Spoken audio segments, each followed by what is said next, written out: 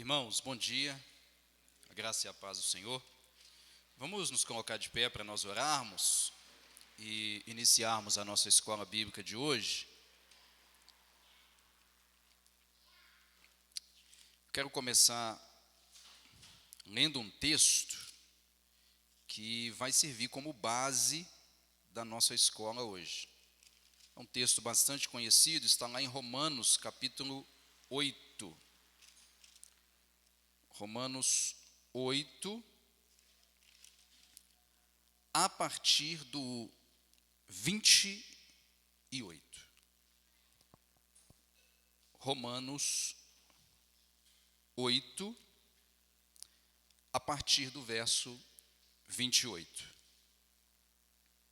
Amém? Diz assim: e sabemos que todas as coisas contribuem juntamente para o bem daqueles que amam a Deus, daqueles que são chamados por seu decreto. Porque os que dantes conheceu, também os predestinou para serem conformes à imagem de seu Filho, a fim de que ele seja o primogênito entre muitos irmãos. E aos que predestinou, a esses também chamou. E aos que chamou, a esses também justificou. E aos que justificou, a estes também glorificou. Vamos orar? Pai amado, eu quero te agradecer por esta manhã, pelo privilégio de estarmos reunidos aqui mais uma vez, para estudarmos a sua palavra, Deus. Eu te louvo, eu te agradeço, e peço que o Senhor nos dirija e nos conduza, pelo seu Espírito, a glorificá-lo a Deus, através da sua palavra, através do ensino da sua palavra, e que esta palavra, Deus, inerrante, infalível, inspirada e suficiente, encontre espaço no nosso coração, para que frutifique para a glória do Senhor. Amém. Podem se assentar, meus irmãos. Hoje nós temos mais um tema onde nós iremos trabalhar aqui na nossa escola. Nós estamos trabalhando em forma de perguntas, como vocês já sabem. Na semana passada, o irmão Bernard falou sobre o que é santidade. Foi isso mesmo, Bernard? Santificação. O que é santificação? Nós usamos o verbo ao invés do substantivo, né? E hoje nós vamos responder essa pergunta: o que é glorificação? O que é glorificação? Todos os temas que nós estamos trabalhando aqui são temas básicos, são temas fundamentais, ou seja, aqueles que estão no fundamento da fé cristã. Então nós precisamos compreender esses conceitos básicos para que a gente de fato entenda o que é o cristianismo e principalmente entendamos como nós cremos, em que cremos e por que cremos. Os conceitos precisam ficar muito claros. Quando eu falo de conceitos, eu estou falando da definição das palavras ou das doutrinas. Porque eu entendo, irmãos, se nós compreendemos de uma maneira errada ou equivocada os conceitos, nós temos dificuldade em aplicá-los na nossa vida. Porque imagina, se você não entende, como que você aplica? Como disse lá o eunuco, lá em Atos capítulo 8, quando ele se encontra com Filipe, ele estava lendo um livro do profeta Isaías, e aí o Filipe chegou e falou para ele: entendes o que lês? Pressupõe-se então que o entendimento é fundamental para a aplicação. Então, se você não entende, você não aplica, ok? Então hoje nós vamos lidar com essa pergunta: o que é glorificação? Para falarmos sobre isso, nós precisamos entender, retomar um pouquinho só daquilo que nós chamamos de o processo de salvação. Como ele acontece, como ele opera, como Deus executa, como Deus leva à frente o plano de salvação. Nós partimos do pressuposto, irmãos, que todos estão perdidos, ok? Então, todos estão perdidos. Portanto, todos estão sujeitos à ira de Deus. Paulo fala isso muito claramente em Romanos 3:23. Se você voltar comigo lá, vai comigo lá em Romanos 3:23. Romanos 3:23. Paulo diz assim: porque todos pecaram e destituídos estão da glória de Deus. Todos pecaram. E como consequência do pecado, todos estão destituídos da glória de Deus. Se você ler comigo Romanos capítulo 1, verso 18, olha só o que Paulo diz aí. Porque do céu se manifesta a ira de Deus sobre toda a impiedade e injustiça dos homens, que detêm a verdade em injustiça. Então o apóstolo Paulo, em Romanos 3:23, ele chega, após a sua construção no capítulo 1 e 2, ele chega à conclusão no 3:23, que todos pecaram, todos estão debaixo do juízo, ok? E se todos estão debaixo do juízo, é necessário salvação. Se existe juízo, se existe condenação, é necessário salvação. E nós falamos isso aqui quando nós abordamos o que é salvação. Salvação é Deus nos livrando da ira vindoura. Ok? Então o processo, quando a gente fala de processo de salvação, nós estamos falando que a obra da salvação, ela passa por etapas. Ok? E aí, nós temos, por exemplo, a primeira etapa, que é a etapa da eleição, ou nós chamamos da escolha soberana. Quando que acontece isso? Nós usamos em teologia o termo eternidade passada.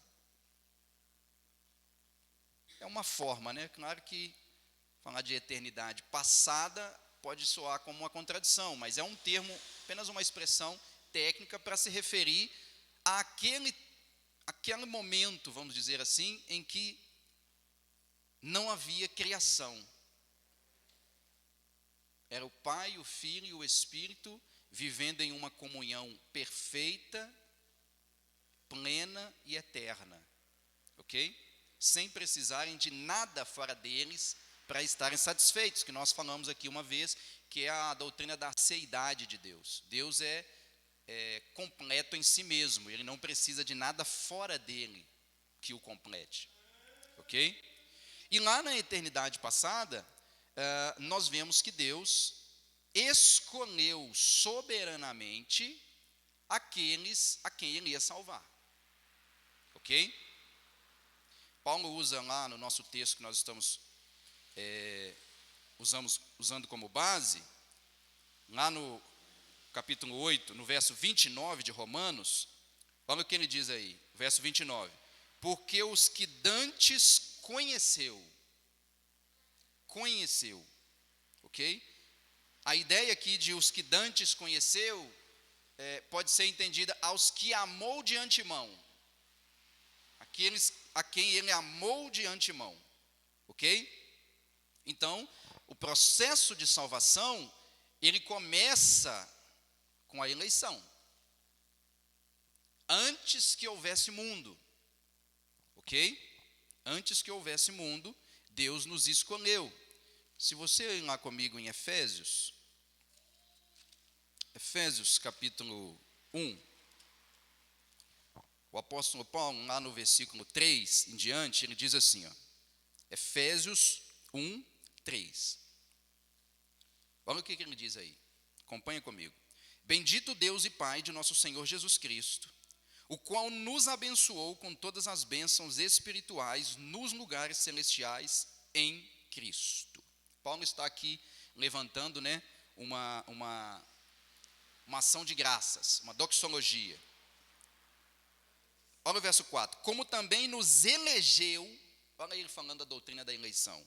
E Paulo está dizendo que glória a Deus, porque Deus nos abençoou. E aí ele passa a dizer essas bênçãos, quais são? A primeira bênção que Paulo louva a Deus aí, é a bênção da eleição.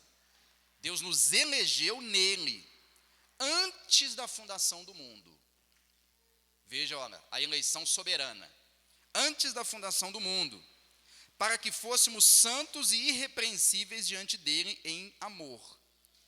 E nos predestinou para filhos de adoção por Jesus Cristo para si mesmo. E como que ele fez isso? O verso 5 termina, segundo o beneplácito de sua vontade. Vou traduzir beneplácito, porque só o Bernard que usa beneplácito. Eu já vou ter que traduzir. Beneplácito, a palavra beneplácito aqui dá a ideia de conselho, segundo o propósito, segundo a reunião, segundo aquilo que foi decidido, aquilo que foi estabelecido. E isso foi a vontade de Deus. Ok? Então veja bem, irmãos, que a salvação começa na eleição, ela agora desemboca naquilo que nós chamamos de, vou colocar aqui 3 palavrinhas, que é o segundo passo. Segunda etapa aqui seria vou colocar junto, tá? A regeneração. E a letra é horrível, mas dá para entender. É a regeneração, que eu vou acrescentar aqui com a fé e a justificação. Ou seja, eu estou tratando esses 3 pontos como um só. Por que eu estou tratando esses 3 pontos como um só? Deus elegeu, aqueles a quem Ele escolheu, Ele vai regenerar, ou seja, Ele vai transformar o coração de pedra em coração de carne. No mesmo instante em que o coração é regenerado, aquele que estava morto espiritualmente, não conseguia, não desejava a Deus e não se submete a Deus, não se sujeita a Deus, no momento em que ele é regenerado, ele tem o seu coração transformado e seus olhos abertos, ele recebe vida espiritual. E a partir da regeneração, ele pode ter fé. E no momento exato que ele tem fé, ele é justificado. Então, por isso que eu estou colocando essas 3 coisas juntas, porque quem é regenerado, instantaneamente tem fé.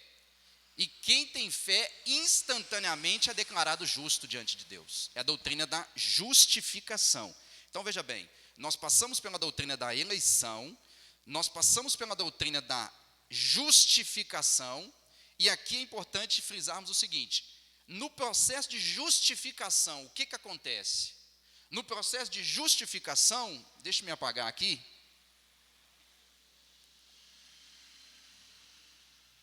Eu vou trocar, irmãos, o processo de justificação, eu vou substituir pelo ato da justificação. Justificação é um ato. Justificação é o ato de Deus em declarar justo, é um ato de Deus, declarar justo pecadores por natureza. Essa é a doutrina da justificação, entende bem? Não quero me ater muito a isso aqui, estou passando de uma maneira bem superficial. A justificação é quando Deus declara o pecador justo diante dele. Na justificação, Deus declara o pecador justo, e isso é ponto. A justificação é um ponto. Em qual sentido? Deus declara justo aquele que tem fé em Jesus Cristo. No momento em que ele tem fé, Deus o declara. Deus, como juiz, ele bate o martelo e declara o pecador justificado. É porque ele é justo? Não. Porque a justificação, ela acontece mediante a fé. Então não é que eu sou justo por natureza, é que Deus, ele castigou o seu filho e nele fez justiça por causa do meu pecado. A gente poderia usar a expressão de justificação imputada. O que é justificação imputada? Imputada é algo que é colocado dentro. Colocado dentro. Justificação imputada significa o ato de Deus transferir a justiça de Cristo para mim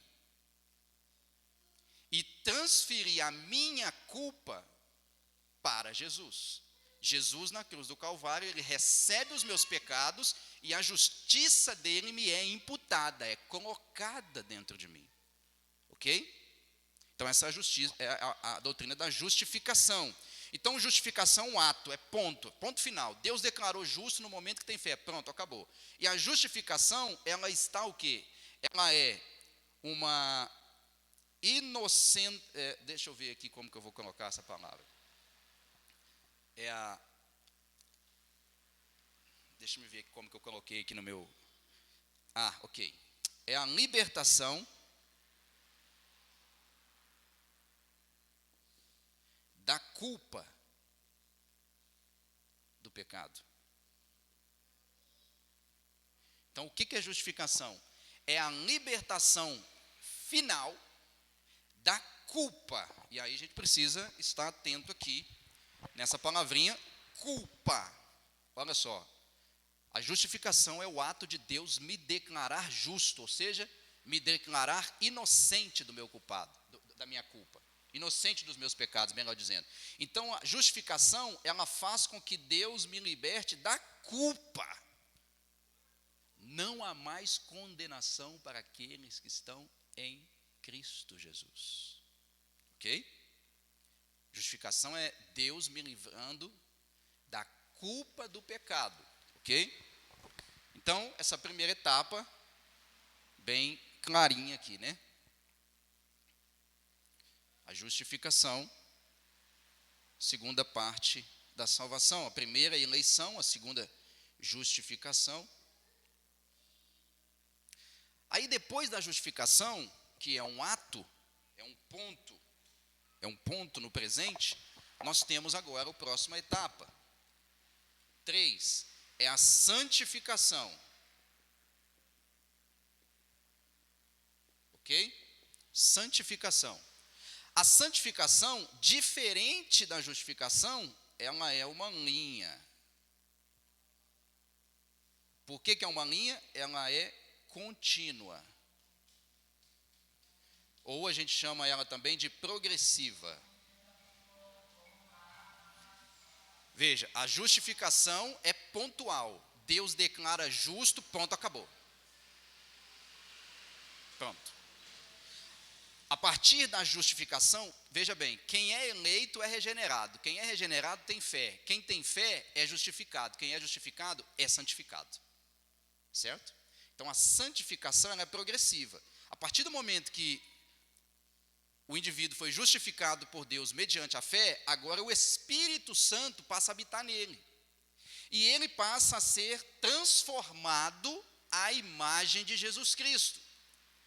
O Espírito passa a tirar tudo aquilo que não pertence a Cristo e imputar tudo aquilo que pertence a Cristo. Pergunta, já para a nossa reflexão, do momento em que você foi convertido, 5, 2, 3, 10, 20, 1 ano, 6 meses, o que mudou? Porque tem que mudar. De acordo com a Escritura, tem que ter mudança, porque a fé sem obras é morta. Ou seja, a fé que não produz transformação é uma fé falsa. Então, veja bem, isso é uma reflexão para nós. Então, a santificação, ela é contínua. Ok? A gente precisa entender isso. Se a justificação é realizada de uma vez por todas, a santificação é um processo progressivo. Ok? Vamos ver ali Romanos 6. Romanos 6, volte lá em Romanos. 6, até para a gente refletir mais sobre essa questão prática do que nós estamos falando aqui. Romanos 6, eu quero ler com você o verso 1 e 2, tá bom? Até para a gente entender um pouquinho, para a gente entender o que vai acontecer na glorificação, que a gente já vai chegar lá. Romanos 6, 1. Paulo está dizendo o seguinte: depois, uma vez que nós morremos para o pecado, ok? Uma vez que nós temos fé, nós morremos para o pecado. Aí Paulo vai e faz uma pergunta, duas perguntas, na verdade, no verso 1 e 2 do capítulo 6 de Romanos. Olha, que diremos, pois? Permaneceremos no pecado para que a graça seja mais abundante? Olha que pergunta louca. Então depois que eu fui salvo, já que eu fui salvo pela graça, já que é graça, então eu posso viver de qualquer maneira? Vou continuar pecando, porque é a graça. Ele faz essa pergunta, Mas ele mesmo já responde no verso 2 e faz uma outra pergunta. Ele já diz, de modo nenhum. É impossível aqueles que foram regenerados, aqueles que foram salvos, justificados pela fé, pela graça mediante a fé, eles continuem vivendo em pecado. Ok? Aí ele faz outra pergunta: nós que estamos mortos para o pecado, como viveremos ainda nele? Paulo está dizendo o seguinte: se você foi justificado e o Espírito habita em você, e todo aquele que crê em Cristo, ele é habitado pelo Espírito, ok? Não tem essa questão, a gente pelo menos não crê no batismo com o Espírito como uma segunda bênção. Nós entendemos que todos aqueles que são regenerados pela graça mediante a fé possuem o Espírito. A Bíblia não nos ordena a buscar o batismo com o Espírito. A Bíblia nos ordena a sermos cheios do Espírito, é diferente. Nós podemos buscar a plenitude do Espírito, que é crescer em conhecimento da palavra, crescer em santidade, crescer em boas obras, através do Espírito, ok? Mas isso é um assunto para outro momento. Então, Paulo diz aí, aquele que foi regenerado, tem fé e foi justificado, como que ele já morreu para o pecado? Ou seja, quando Cristo morreu, ele morreu junto. E quando Cristo renasceu, ele renasceu com ele. Então, como que ele vai continuar vivendo para o pecado se ele está morto para o pecado? Certo? Aí dá um salto comigo lá para o verso 8. Mesmo capítulo 6, verso 8. Ele diz assim: ora, se já morremos com Cristo, cremos que também com ele viveremos. Sabendo que, havendo Cristo ressuscitado dos mortos, já não morre, a morte não mais terá domínio sobre ele. Verso 10 agora. Pois quanto ao ter morrido de uma vez, morreu para o pecado, mas quanto a viver, vive para Deus. Aí agora ele diz, Cristo morreu, e Cristo não morre de novo. Cristo morreu pelo pecado e ressuscitou para viver para a glória de Deus. Ok? Aí agora ele vai fazer essa aplicação e dizer assim, assim também com vocês. Olha o verso 11. Assim também vós considerai-vos como mortos para o pecado, mas vivos para Deus, em Cristo Jesus, nosso Senhor. Agora ele chega à conclusão máxima do 12 ao 14. Não reine, portanto, o pecado em vosso corpo mortal, para lhe obedecerdes em suas concupiscências. Nem tampouco apresenteis os vossos membros ao pecado por instrumentos de iniquidade, mas apresentai-vos a Deus como vivos dentre os mortos, e os vossos membros a Deus como instrumentos de justiça. E o que ele diz no 14 é tremendo. Porque o pecado não terá domínio sobre vós, pois não estáis debaixo da lei, mas debaixo da graça. O que Paulo está dizendo aqui? Que a graça, ela deu um golpe no pecado, na natureza pecaminosa. De tal maneira que o pecado agora não é mais o nosso Senhor. Quando Paulo diz aqui, o pecado não terá domínio sobre vós, a palavra domínio ali é a palavra kyrios, no grego, que significa Senhor, ou seja, o pecado não mais será o Senhor de vocês. Isso aqui é seríssimo que Paulo está dizendo. É como se ele dissesse o seguinte: se você continua vivendo em pecado, seu Senhor ainda é o pecado, você nunca morreu. Você nunca foi regenerado. Essa é a doutrina da santificação. E ela é progressiva. O que acontece, irmãos, durante o processo de santificação? Vou retomar. Justificação é Deus me libertar da culpa do pecado. Ficou claro isso? Justificação é Deus me libertar da culpa do pecado. Estou frisando bastante isso. Santificação é Deus me libertar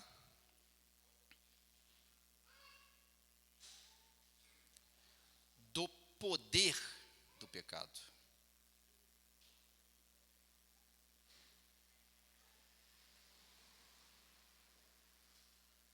Ou do domínio. Poder aqui poderia ser domínio também. Na santificação, por que ela é progressiva? Por que ela é um processo? Porque Deus está me libertando do poder do pecado. Ele já me libertou no momento em que eu fui justificado. Mas eu ainda, mesmo sendo justificado e tendo sido regenerado, eu ainda continuo com uma natureza corrompida pelo pecado. Não é a mesma natureza. Ok? Não é a mesma natureza. Ela não tem tanta força assim. Portanto, nós podemos resistir ao pecado pelo poder do Espírito. Ok? Precisamos entender isso aqui. Então, nós estamos sendo libertos do poder ou do domínio do pecado na santificação. Mas ainda não aconteceu por completo. E é por isso que a gente, mesmo sendo regenerado, a gente ainda peca. Mas o pecado na vida do regenerado e do justificado, ele é um acidente. Ele não é uma vida entregue a. Ele vai acontecer? Vai. O salvo ainda peca. O salvo ainda falha. Mas isso é um acidente na vida dele. Não é um negócio que ele está vivendo aquilo e está tudo bem. Ok? Se está assim, é porque não acontece. Não houve regeneração. Então, essa é a etapa da santificação. E aí nós chegamos aqui, depois que eu dei essa longa introdução, à questão da glorificação. Glorificação. Ok? Volta lá comigo em Romanos 8. Nosso texto que nós lemos como base, ok? No comecinho aí nós lemos esse texto, Romanos 8, 28. Romanos 8, 28. Vamos pegar o 29? Ó. Porque os que dantes conheceu, eleição, também os predestinou, predestinação, e qual é o propósito da predestinação? Por que Deus me escolheu e por que ele me predestinou? E para que ele me predestinou? Deus me escolheu porque ele quis escolher, esse é o ponto. Para que ele me predestinou? O meu destino, o destino daqueles em que Deus escolheu, qual é? O destino deles é serem conformes à imagem de seu filho. Isso significa o seguinte, que o verso 28, quando Paulo diz assim, todas as coisas cooperam para o bem daqueles que amam a Deus, daqueles que foram chamados segundo o seu propósito. Paulo está dizendo que quantas coisas contribuem para o bem daqueles que amam a Deus? Quantas? Quantas? Quantas? Quantas, Silene? Quantas, Mateus? Todas. Mas esse bem que Paulo está dizendo aí, que todas as coisas contribuem para o bem, esse bem é o quê? O bem aí é o propósito. E qual é o propósito? O propósito é serem conformes à imagem de Jesus Cristo. Portanto, meus irmãos, Deus vai usar todas as coisas que acontecem na vida dos eleitos para que eles sejam transformados à imagem de Jesus Cristo. Você queira ou não, Deus vai transformar você à imagem de Jesus Cristo.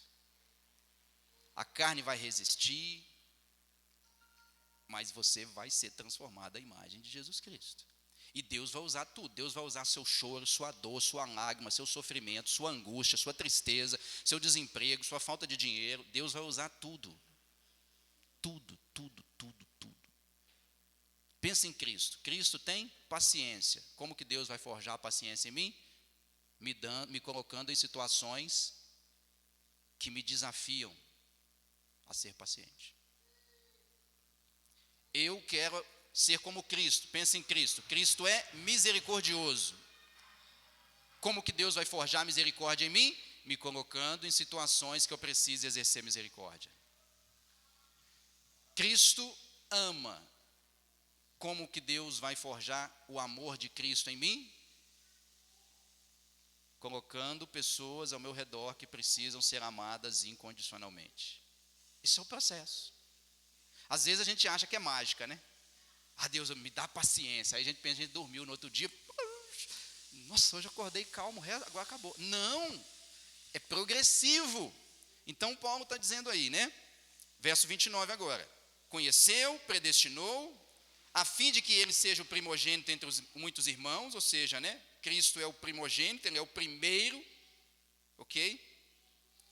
E aos que predestinou, a esse também chamou, a doutrina do chamado eficaz. Aqueles que Deus predestinou, que escolheu lá na eternidade, eles serão chamados. A gente chama isso do chamado eficaz. Como que Deus chama aqueles que ele escolheu? Através da pregação. Através da proclamação do evangelho, Deus chama. Todos que aqui estamos, um dia fomos chamados através da pregação da palavra. Deus nos chamou para ele. E a esses também justificou, a doutrina da justificação. E aos que justificou, a esses também glorificou. Chegamos na doutrina da justificação. Repare que todos os verbos que Paulo usa aí estão no passado. Deus conheceu, predestinou, chamou, justificou e glorificou. Mas a grande questão é o seguinte, vamos entender o que é glorificação então. Glorificação é o ato de Deus cumprir plenamente o que ele começou na vida do eleito. Isso é glorificação. Ok? Então, glorificação também é um ato de Deus, vou colocar ato divino, de conclusão. Justificação é Deus cumprindo, finalizando aquilo que ele começou antes da fundação do mundo. Ok? Isso é glorificação. E aí a glorificação, nós falamos, a justificação, Deus nos liberta de quê? De quê, Léo? De quê? Do próprio Deus. Mas a justificação é uma libertação nós falamos aqui, de quê, Mateus? De quê? Libertos, não. Do pecado, não. Silene, justificação, Deus liberta da culpa do pecado. Culpa do pecado, show de bola. A santificação, Deus está nos libertando de quê? De quê, Dilene? De quê, Francisco? De quê? Do pecado. Mas é o que do pecado? Não, a culpa é a justificação. Veja, todos eram culpados. Quando Deus me regenera, eu tenho fé. Quando eu tenho fé, Deus me declara justo. O que é ser declarado justo? O justo é aquele que não tem culpa. Ok? Então, justificação, Deus me liberta da culpa do pecado. E a santificação? Deus me liberta de quê? De quê, Gabi? Do poder do pecado. Olha, tem diferença. Percebe? Só que não é uma libertação total. A libertação total, ela acontece na glorificação. Na glorificação, Deus me liberta totalmente.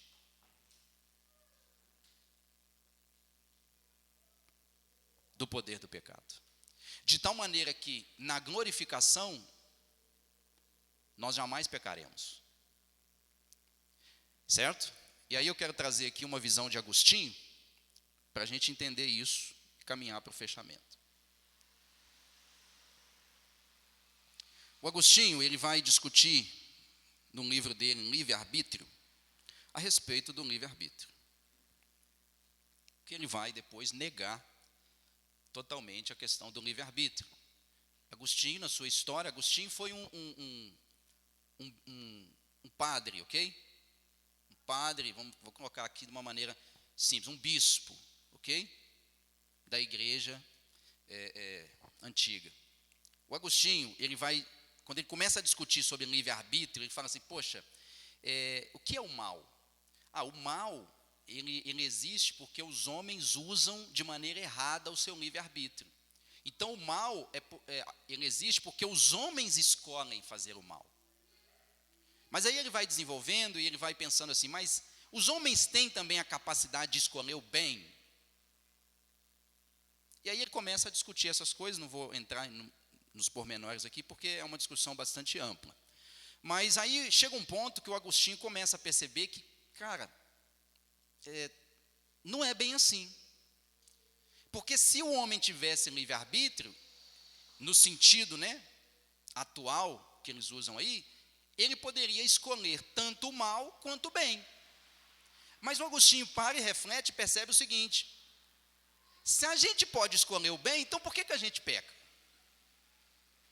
E aí ele começa a tirar insights dizendo o seguinte, cara, então não existe livre-arbítrio. E aí, refletindo sobre isso, ele traça 3 estágios da ação humana, desde o Éden até a glória. E aí ele chega à conclusão seguinte, lá no Éden, antes do pecado, ok? Antes da queda. Lá no Éden, ele diz que Adão era o único que tinha livre-arbítrio, no sentido amplo do termo. E aí ele estabelece uma frase, como é que fala?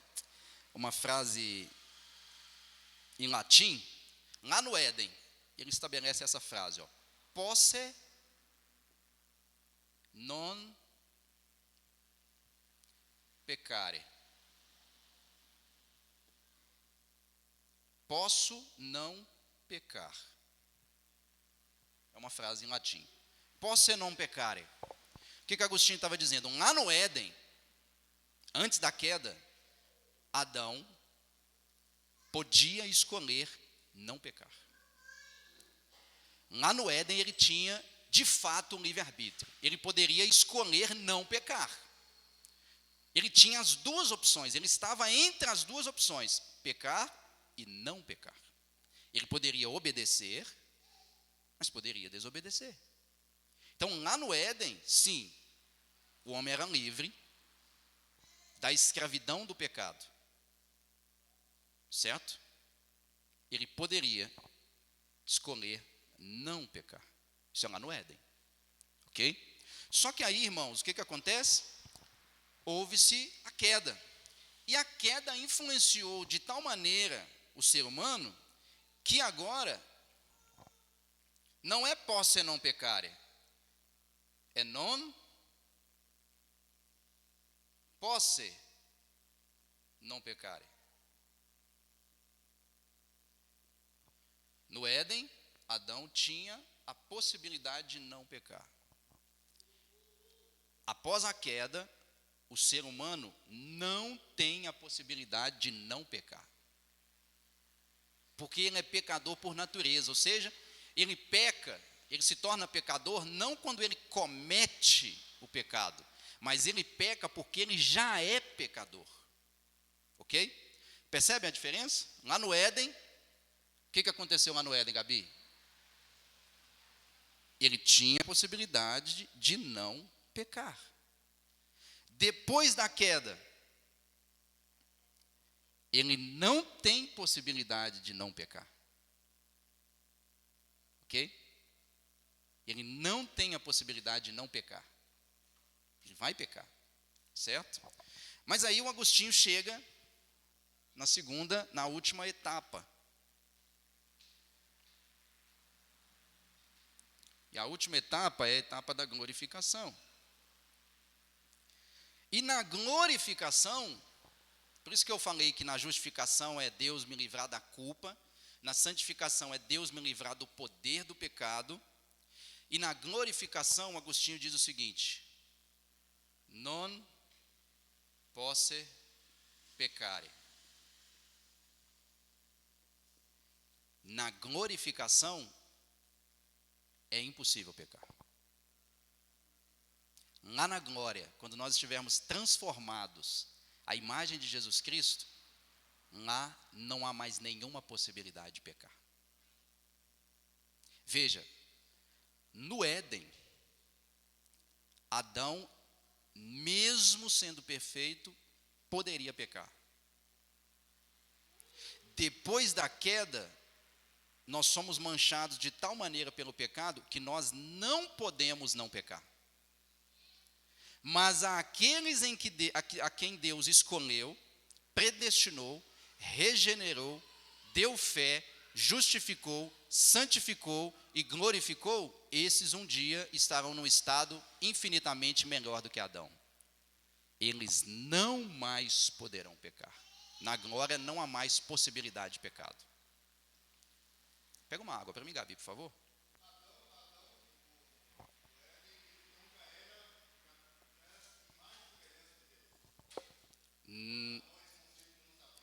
Sim. Eu preciso entender a imagem e semelhança ali no Éden, né? Deus criou o homem à sua imagem e à semelhança.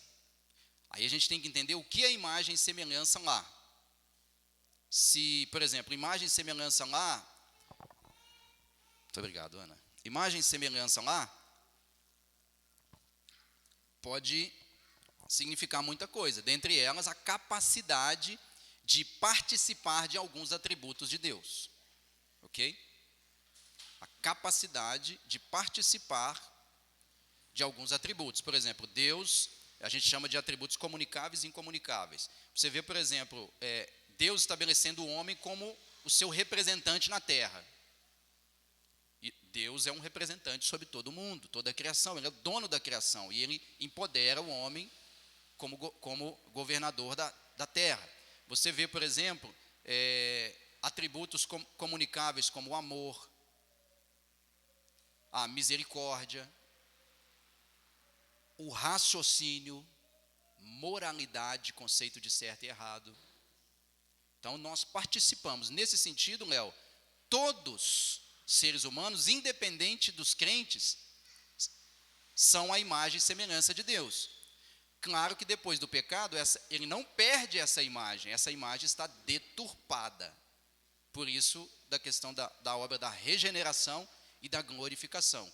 Mas a ideia é que o estado de glorificação é totalmente superior ao primeiro estado. Percebe? Esse é o ponto. Quero ler com vocês outros dois textos. Romanos.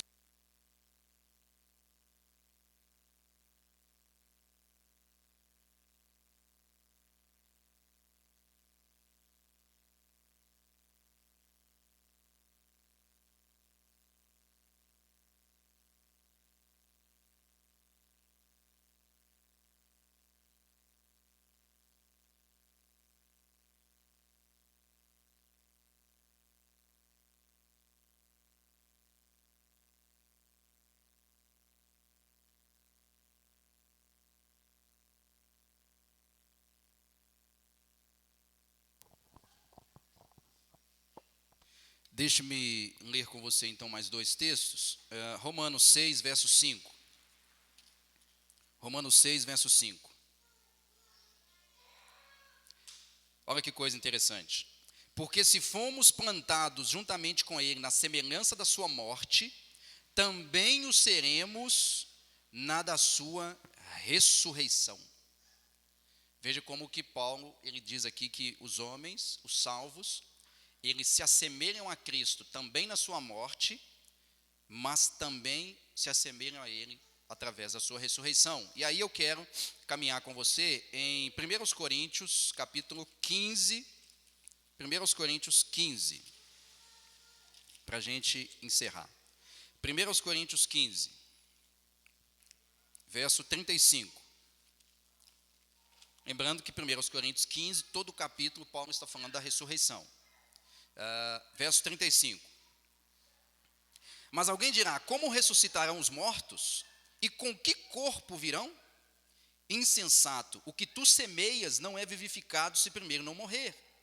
E quando semeias, não semeias o corpo que há de nascer, mas o simples grão, como de trigo ou de outra qualquer semente. Mas Deus dá-lhe o corpo como quer, e a cada semente o seu próprio corpo. Nem toda a carne é uma mesma carne, mas uma é a carne dos homens, outra é a carne dos animais, e outra a dos peixes, e outra das aves. E há corpos celestes e corpos terrestres, mas uma é a glória dos celestes e a outra a dos terrestres. O que Paulo está dizendo aqui é, respondendo à pergunta, tá, um dia nós seremos glorificados, receberemos corpos glorificados, mas como assim, Paulo, isso vai acontecer? Aí ele começa a explicar um pouco, né, do corpo glorificado. Veja que ele diz que há corpo celeste e há corpo terrestre, mas a cada um tem a sua glória. Verso 41, uma é a glória do sol, a outra a glória da lua, e outra a glória das estrelas. Porque uma estrela difere em glória de outra estrela. Assim também a ressurreição dos mortos. Semeia-se o corpo em corrupção, quando ele fala semear morre o corpo, essa carne, ela morre, ela é semeada, ela é enterrada, ok? Ela é plantada, vamos dizer assim. Semeia-se o corpo em corrupção, ressuscitará em incorrupção. Esse corpo é corruptível, ele está suscetível ao tempo, à morte, a enfermidades. Mas Paulo está dizendo o seguinte: na glorificação, esse corpo será incorruptível, ok? Incorruptível. E aí ele diz assim: semeia-se em ignomínia, ressuscitará em glória. Ou seja, o corpo cai em miséria, mas ele ressuscitará em glória. Semeia-se em fraqueza, esse corpo é fraco, ele ressuscitará com vigor. Semeia-se corpo animal, ressuscitará corpo espiritual. Então percebe que a glorificação, ora, na justificação e na santificação, nós ainda somos carne. Na glorificação, nós teremos corpos espirituais. Verso 45, assim está também escrito, o primeiro homem, Adão, foi feito em alma vivente. E aqui, Léo, está a comparação entre o primeiro homem e o homem glorificado. O primeiro Adão, o segundo Adão, né? O primeiro Adão é Adão literal no Éden, o segundo Adão é Jesus Cristo. Assim também está escrito, o primeiro homem, Adão, foi feito alma vivente. Deus soprou no fôlego dele, né, nas suas narinas, o hálito de vida, e ele se tornou alma vivente. Aí ele diz, o último Adão, que é uma referência a Cristo, em espírito vivificante.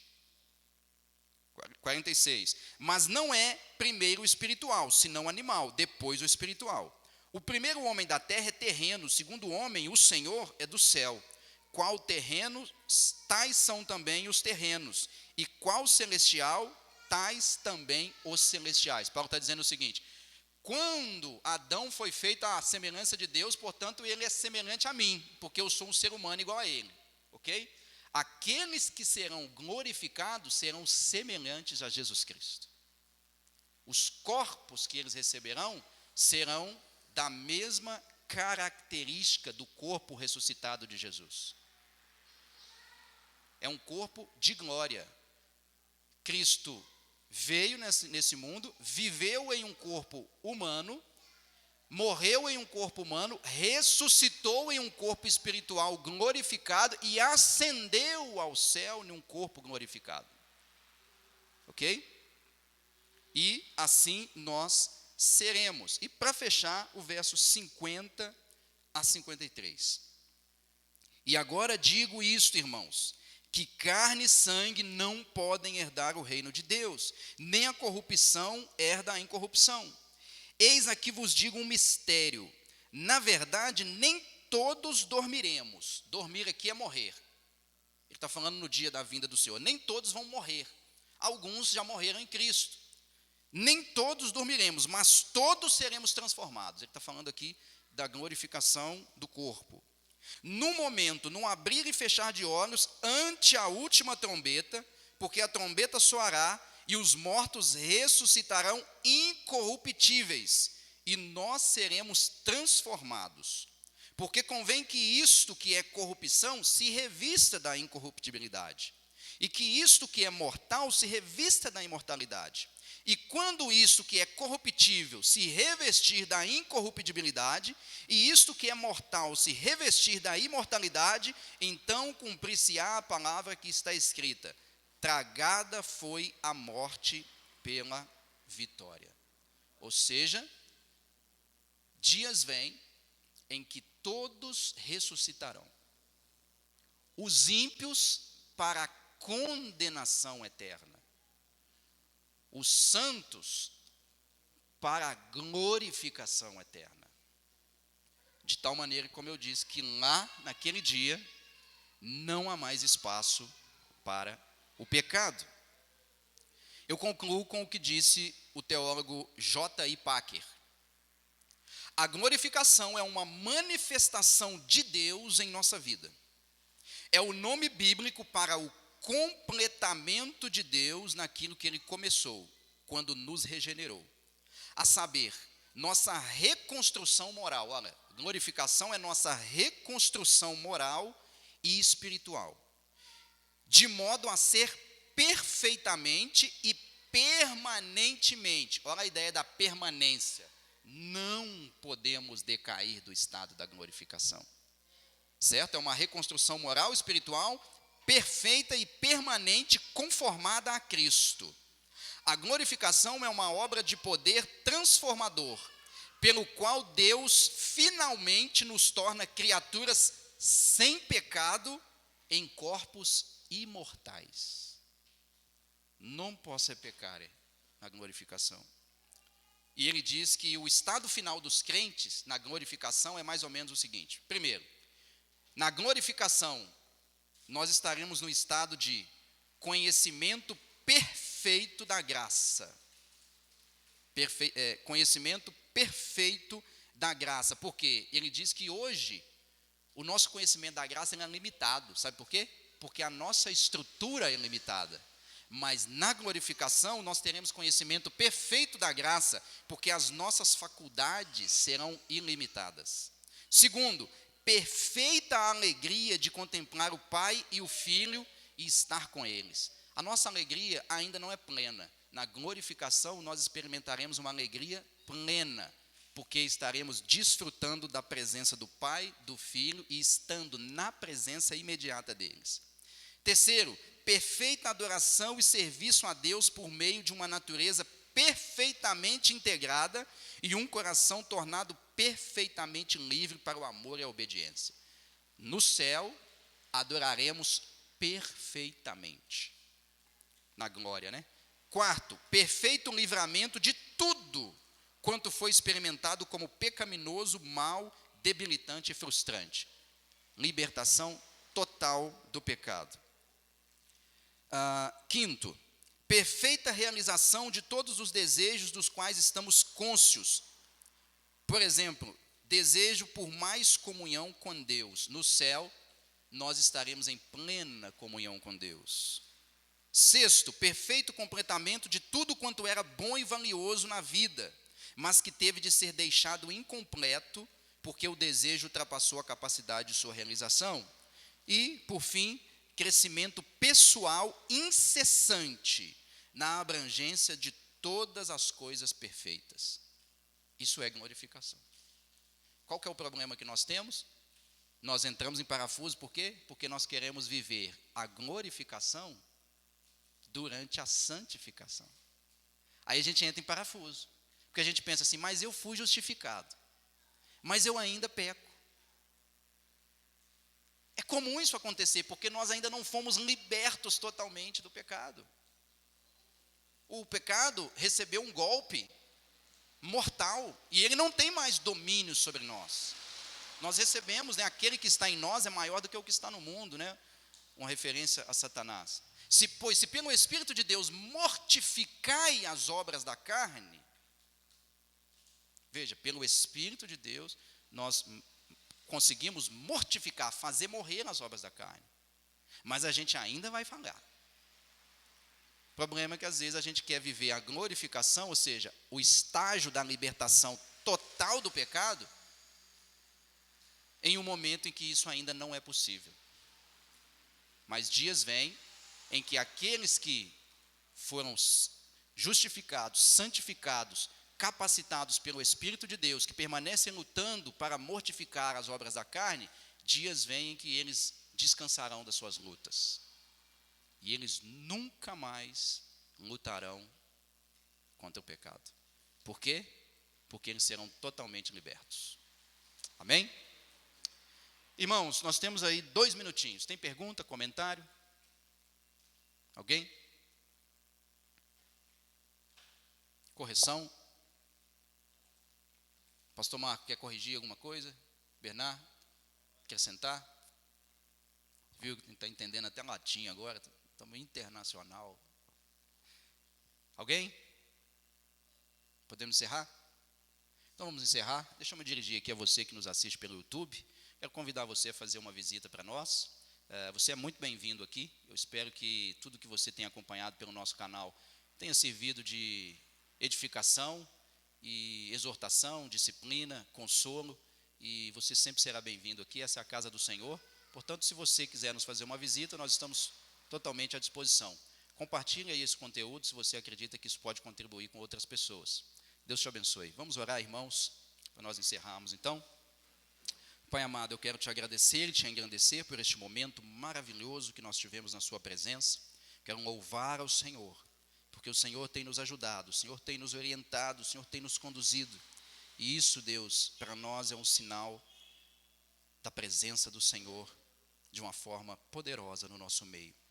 Continue, Senhor, nos ensinando, nos exortando, nos edificando, nos disciplinando, ó Deus, e consolando os nossos corações pela sua palavra e pelo seu Espírito. Porque nós sabemos, ó Deus, que aquele que começou a boa obra em nós, há de aperfeiçoá-la até o dia de Cristo. Louvado seja o nome do Senhor.